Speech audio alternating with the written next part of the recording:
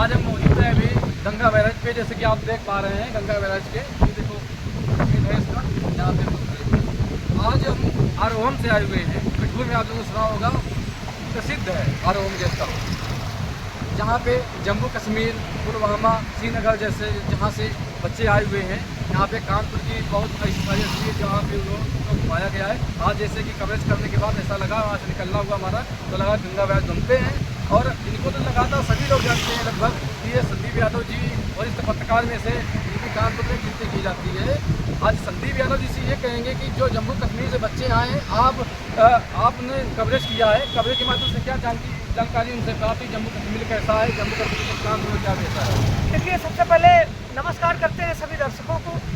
और हम लोग करीब 4 दिन से इस कश्मीर से जो 132 हुआ हमारे कानपुर के पिठूर आश्रम में आए हुए हैं आरोहम केंद्र में, तो उसमें हमने 4 दिन से लगातार कवरेज की।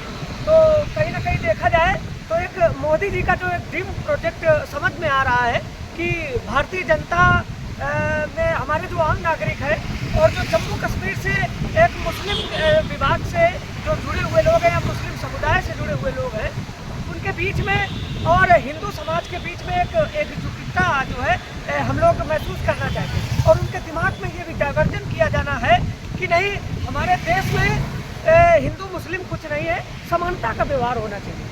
तो जैसे कि वहाँ पे आपने कवरेज किया था, तो वहाँ पे एक दुकान टाइप के लोग लगाए थे, प्रदर्शनी जिसको बोलते हैं। तो वहाँ का कपड़ा जो था एक साल टाइप का हम लोग बोलते हैं, तो क्या लगता है कानपुर वाले वो साथ देंगे? नहीं, देखिए, कानपुर की बात नहीं है, बात यह है कि क्वालिटी क्या है। कानपुर में देखिए हर प्रकार के लोग रहते हैं।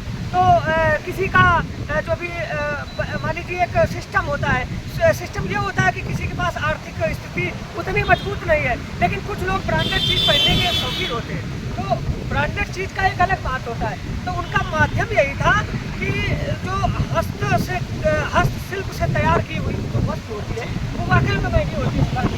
तो हमें ये लगा, उसके द्वारा ये महसूस हुआ कि नहीं, और एक चीज़ सीखने को मिलती है शिवांग जी, कि अगर हमारे देश की युवा और महिलाएं अपने अगर हाथों से कोई कार्य करेगी तो एक तो रोजगार मिलेगा, और दूसरी चीज़ जो भी हमारी वस्तुएं होंगी वो ओरिजिनल तैयार होगी। तो एक सीख फिर मिलती है। हमारे कश्मीर से जो युवा आए हैं उन्होंने एक ये सीख हम लोगों को दी। अच्छा, और एक विषय में आपसे बात करना चाहेंगे। जम्मू कश्मीर वासियों को ये कहना है कि यहाँ से जो भी यहाँ से सेना की पुलिसकर्मी है, जो भी वहाँ जाते हैं बॉर्डर करने के लिए, वहाँ के लिए कुछ खाने के लिए तैयार करते हैं, जानकारी? जी, हाँ, बहुत अच्छा प्रश्न पूछा आपने। एक चीज़ उन्होंने एक डिश दिखाई थी, जो एक ऐसी डिश है, उन्होंने एक उसे चावल से और कुछ मेवा से वो डिश तैयार की। तो उन्होंने एक ये बताया था कि जब हमारा देश आज़ाद हुआ था और उसके बाद सेना वहाँ पहुँचती थी, तो अच्छा, कश्मीर एक ऐसी जगह है जहाँ की रास्ता किसी भी समय डैमेज हो सकती है। भाई, पहाड़ी इलाका है, तो बरसात होती है, भूस्खलन होता है, तो हमारी सड़कें जो क्लोज हो जाती है। तो हमारी जो भारतीय सेना है वो भोजन के लिए उस समय बता रहे थे कि उस समय हमारी हवाई स्थिति उतनी अच्छी नहीं थी, तो इस वजह से उस भोजन सामग्री वहाँ तक नहीं पहुँच पाती थी। तो हमारे जो देश के जवान हैं उनको खाने की समस्या होती थी। तो उन्होंने एक ऐसी चीज़ बताई कि इस चीज़ को हम बनाते उस समय बनती थी, और आज भी उन्होंने बना कर दिखाई कि ये चीज़ टिकाऊ होती है चावल से, और अनेक प्रकार के उसमें जो भी फ्रूट्स वगैरह डाले जाते हैं, तो उन्होंने वो चीज़ तैयार की जो खराब नहीं होती है। तो इस ऐसी स्थिति में वो चीज़ हमारे देश के सैनिकों को दी जाती थी, उनको भोजन भी मिलता था, और वो टिकाऊ चीज़ होती थी, तो उनको कठिनाई नहीं होती थी।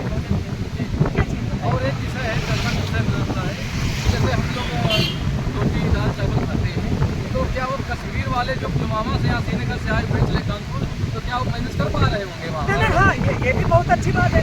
हालांकि उनसे मैंने जानकारी ली कि आप वेज कम इस्तेमाल करते, नॉन वेज ज़्यादा खाते हैं, तो इस तरह से आप कैसे इस मैनेजमेंट को समझ पा रहे हैं? तो यही तो ड्रीम प्रोजेक्ट है मोदी जी का।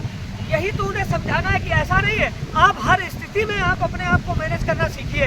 क्योंकि उन्होंने भी यही कहा, हमसे बात हुई कि नहीं सर, ऐसा नहीं है, जैसा देश है वैसा भेष रखना चाहिए। तो उनके जो माध्यम से हमें समझ में आया कि आज वो दाल रोटी खा रहे हैं। जो व्यक्ति मतलब वेज को बिल्कुल एक साइड, जैसे हम निर्भोग खाते हैं, जी बिल्कुल। तो ऐसे ही वो उस चीज़ को पसंद करते हैं। वो उनको मीट चाहिए, हर वक्त चाहिए, हर भोजन में उनको मीट चाहिए। लेकिन ऐसी स्थिति में जो आरोहम केंद्र हमारे बिठूर में बना हुआ है, उसमें केवल दाल चावल खा करके ये लोग 15 दिन बिता रहे हैं। तो बड़े अचंभे का विषय है, और ये कहीं न कहीं एक प्रश्न चिन्ह खड़ा करता है कि नहीं, हम लोगों के लिए मांस जरूरी नहीं है। मांस से हमारा जो भी रोजमर्रा की स्थिति बिगड़ेगी नहीं, उस पर स्थिरता लाई जाए। तो जरूरी नहीं कि हम मांस पर एक विशेष टिप्पणी रखें, हालांकि वो विषय दूसरा है। लेकिन उनकी जानकारी से, उनके बात करने से हमें पता लगा कि वो मांस पर निर्भर भी नहीं रह सकते, वो शाकाहारी को भोजन करके अपने आप को पाल सकते हैं। और एक लास्ट प्रश्न आपसे रहेगा कि जैसे कि पुलवामा, श्रीनगर, जम्मू से कानपुर आ गए हो तो क्या लगता है आपको कानपुर वाले जम्मू कश्मीर जाएंगे? नहीं, ये भी अच्छी बात आपने कही कि क्योंकि वहाँ लगातार हमला होते रहते हैं। बिल्कुल। इसके बारे अच्छा, में बताइए आप। ये बिल्कुल सही बात है।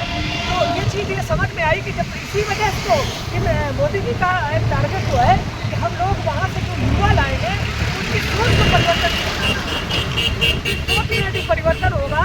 तो हम लोग हिंदू समाज के भी लोग, अगर उनके मुस्लिम समुदाय के बीच में हम लोग पहुँचेंगे, तो लगेगा कि स्नेह के बदले स्नेह दिया जाता है।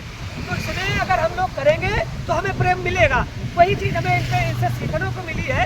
अच्छा, उनका जो हमारे मोदी सरकार का जो एक ये है उनका नियम 132 जो युवा हमारे कानपुर में आए हैं, तो हमें बड़ा अच्छा ये लगा कि एक अगर इनके दिल की ये फीलिंग जाएगी कि नहीं, हमारे हिंदू समाज में भी मुस्लिम समाज का वरीयता है, उनको जीने का अधिकार है और सब लोग समानता से जिए।